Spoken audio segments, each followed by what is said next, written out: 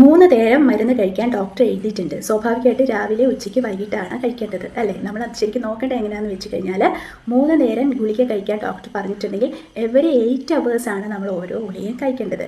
For example രാവിലെ 6 മണിക്ക് നമ്മൾ ഒരു ടാബ്ലറ്റ് കഴിച്ചു എന്ന് വെച്ചോ, അടുത്ത ടാബ്ലറ്റ്സ് വരുന്നത് ഉച്ചയ്ക്ക് 2 മണിക്കാണ്. ഓക്കെ, നമ്മൾ രാവിലെ മോർണിംഗ് ടൈമിൽ ഏത് ടൈമിലാണ് മെഡിസിൻ കഴിക്കുന്നത്, അത് കഴിഞ്ഞ് 8ാമത്തെ മണിക്കൂറാണ് ആകുമ്പോഴാണ് അടുത്ത ടാബ്ലറ്റ്സ് കഴിക്കേണ്ടത്. ഓക്കെ, അതുപോലെ തന്നെ 4 നേരം മരുന്ന് കഴിക്കാൻ പറയാറുണ്ടല്ലോ. അപ്പോൾ ഈ 4 നേരം കഴിക്കേണ്ട മരുന്ന് ഓരോ 6 മണിക്കൂർ കൂടുമ്പോഴുമാണ് കഴിക്കേണ്ടത്. ഓക്കെ, അതുപോലെ 2 നേരം കഴിക്കാനുള്ള മരുന്നുകൾ ഉണ്ടാവും.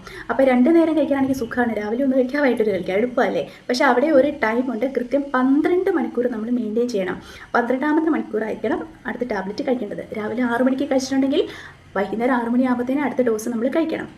അതിലും രസം ദിവസം 1 കഴിക്കാനുള്ള ഗുളികകൾ ഉണ്ടാവില്ലേ?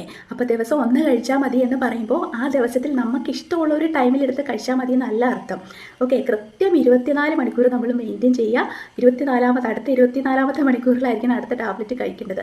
ഇന്ന് രാവിലെ 10 മണിക്ക് ഒരു ടാബ്ലറ്റ് കഴിച്ചിട്ടുണ്ടെങ്കിൽ നാളെ അതേ 10 മണിക്ക് രാവിലെ 10 മണിക്ക് തന്നെ ആ ടാബ്ലറ്റ് കഴിക്കാനായിട്ട് ശ്രമിക്കാം. ഓക്കെ, അപ്പോൾ ഏറെക്കുറെ മനസ്സിലായിട്ടുണ്ടെന്ന് വിശ്വസിക്കുന്നു.